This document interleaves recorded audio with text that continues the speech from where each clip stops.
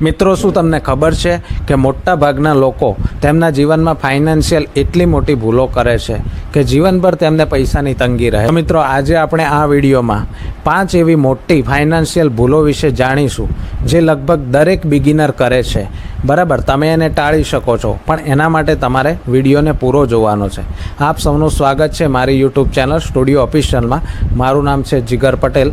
તો ચાલો વધુ સમય ન લેતા વિડીયોને શરૂ. મિત્રો, આપણે સૌથી મોટી ભૂલો વિશે વાત કરીએ તો એમાં પહેલી ભૂલ છે બચત ન કરવી. બરાબર, આપણે વિચારતા હોય કે હજુ તો આપણી ઉંમર નાની છે. બરાબર, અત્યારથી બચત કરીને શું કરવું છે અને ભેગું કરીને આપણે ક્યાં લઈ જવું છે. બરાબર, ઘણા લોકો આવા શબ્દો વાપરતા હોય, મેં સાંભળ્યા છે કે હજુ તો આપણે હમણાં કમાતા થયા છીએ અને અત્યારથી બચત કરીને શું કરવું છે. તો મિત્રો, તમને જણાવી દઉં કે આ જ તમારી સૌથી મોટામાં મોટી ભૂલ છે. કારણ કે નાની ઉંમરથી તમે બચત નથી કરતા એટલે તમને જે કમ્પાઉન્ડ ઇન્ટરેસ્ટનો જે ફાયદો છે ને એ નથી મળતો. એટલે કે કમ્પાઉન્ડ ઇન્ટરેસ્ટ તમારાથી દૂર ભાગે છે. બરાબર, તો આ એક તમારી સૌથી મોટી મિસ્ટેક કહી શકાય. હવે મિત્રો, તમને ઉદાહરણ આપીને સમજાવું. દાખલા તરીકે તમારી ઉંમર 22 વર્ષની છે. બરાબર, તો 22 વર્ષે તમે રોકાણ શરૂ કરો છો તો એનો તમને કમ્પાઉન્ડ ઇન્ટરેસ્ટનો ઘણો મોટો ફાયદો થાય છે. દાખલા તરીકે તમે દર મહિને 2000 રૂપિયા બચત કરો છો. બરાબર, તો તમે 20-30 વર્ષ પછી જોશો તો એ રકમ લગભગ લાખો રૂપિયામાં બદલાઈ ગઈ હશે. બરાબર, તમારી પાસે લાખો રૂપિયાનું ફંડ એકત્રિત થઈ ગયું હશે. પરંતુ એ જ ઇન્વેસ્ટમેન્ટ તમે 30 વર્ષની ઉંમરે શરૂ કરશો તો થોડા વર્ષમાં તમને બહુ મોટી રકમ નહીં દેખાય. બરાબર, એટલે એ જ ફાયદો છે કે નાની ઉંમરે, જેટલી નાની ઉંમરે તમે બચત શરૂ કરો એટલો તમને કમ્પાઉન્ડ ઇન્ટરેસ્ટનો ફાયદો વધારે દેખાશે. એટલે બચત હંમેશા નાની ઉંમરથી જ શરૂ કરી દેવી જોઈએ.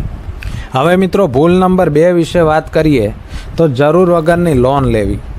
બરાબર, ઘણા મિત્રો એવા હોય કે નવો મોબાઈલ ખરીદવા, નવું ઘર ખરીદવા માટે કે નવા ગેજેટ માર્કેટમાં આવે એ ખરીદવા માટે લોન લઈ લે છે. પણ લોનમાં તમને ગેરફાયદો એ થાય કે તમારી જે પણ સેવિંગ છે એ ઓછી થઈ જાય છે. એટલે બને ત્યાર સુધી લોન લેવાનું ટાળવું જોઈએ. આપણે જેટલી ઓછી લોન લઈએ, બરાબર, એટલી આપણી સેવિંગ વધારે થાય છે. તો આ બાબતનું પણ ખૂબ જ ધ્યાન રાખવું પડે. બને ત્યાર સુધી લોન લેવાની જ નહીં. બરાબર, રોકડા પૈસે જ કોઈ પણ વસ્તુ ખરીદવાની અને ખર્ચા ઓછા કરવાના. હવે મિત્રો, ત્રીજી તમારી સૌથી મોટી ભૂલ છે હેલ્થ ઇન્સ્યોરન્સ, લાઈફ ઇન્સ્યોરન્સ અને ઇમરજન્સી ફંડને અવગણવો. બરાબર, ઘણા મિત્રોને થતું હોય કે મને શું થવાનું છે.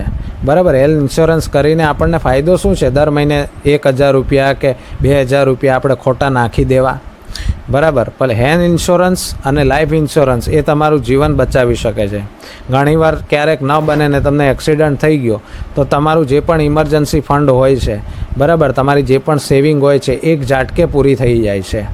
એટલે મિત્રો, હેલ્થ ઇન્સ્યોરન્સ અને લાઈફ ઇન્સ્યોરન્સ કમ્પલસરી લેવો જોઈએ. બરાબર, એના માટે આપણે 1-2 હજારની પરવા ન કરવી જોઈએ. કારણ કે મિત્રો, બીમારી એ તમને નોક કરીને નથી આવતી. બરાબર, એ તમારો દરવાજો ખખડાવીને નથી આવતી કે હવે હું આવું છું. એ ગમે ત્યારે આવી શકે છે. એટલે એક ઇમરજન્સી ફંડ આપણી પાસે રાખવું જોઈએ. અને બીજું કે આપણે હેલ્થ ઇન્સ્યોરન્સ અને લાઈફ ઇન્સ્યોરન્સ અવશ્ય લેવા જોઈએ. હવે મિત્રો, બિગિનરની ચોથી સૌથી મોટી ભૂલ છે સ્ટોકમાં બ્લાઇન્ડલી ઇન્વેસ્ટમેન્ટ કરવું. બરાબર, ઘણી જગ્યાએ આપણે સાંભળીએ કે શેર માર્કેટમાંથી લાખો રૂપિયા કમાવા મળે છે. બરાબર, એટલે આપણે કોઈ પણ એનાલિસિસ વગર, રિસર્ચ વગર સીધા સ્ટોક બાય કરી દઈએ છીએ. બરાબર, પણ મિત્રો, એ બિગિનરની સૌથી મોટી ભૂલ છે.